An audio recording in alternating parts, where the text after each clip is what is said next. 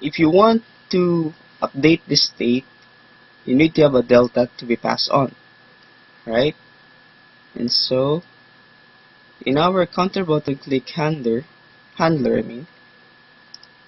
you have to pass a delta so that it will be able to update our state.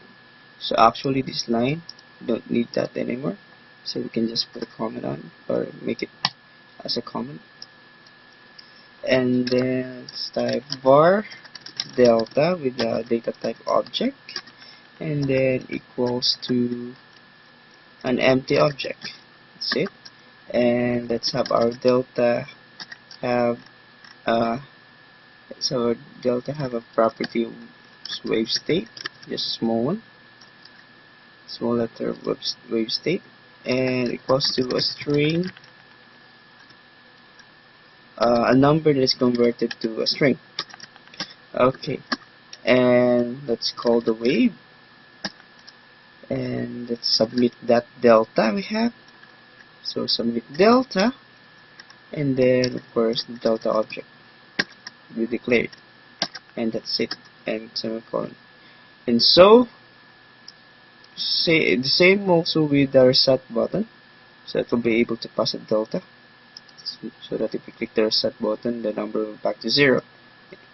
Okay, you can just comment this also. We don't need that, and you can just copy this one and then paste it here.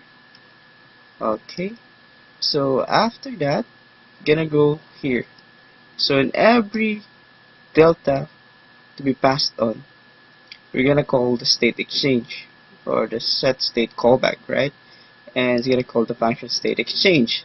And so what are we gonna do here? Because this is the function that will update our result.text.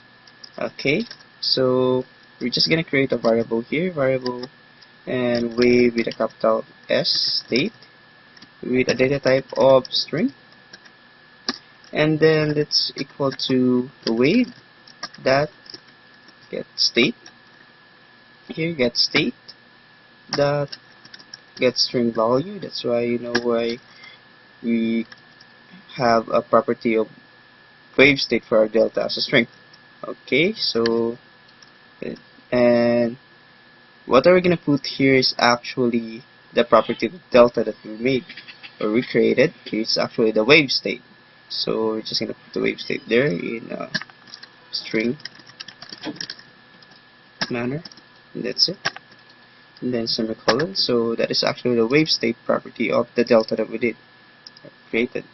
Okay, and after that, we're gonna make our num equivalent to the wave state, but of course our num is its data type is number, so it will only allow or accept value that the data type is a number. So we have to convert our wave state because it's a string, right? So just put number here, and then the wave state, capital wave state there. Okay, that one. So actually the value of the wave state, that is a string, will be converted to a number. And let's update our result.text. Result.text first is equal to, and this time the result.text only allows to have or accept a string. So our variable num is actually a number, so I have to convert it again. So the same string num semicolon, and that's it.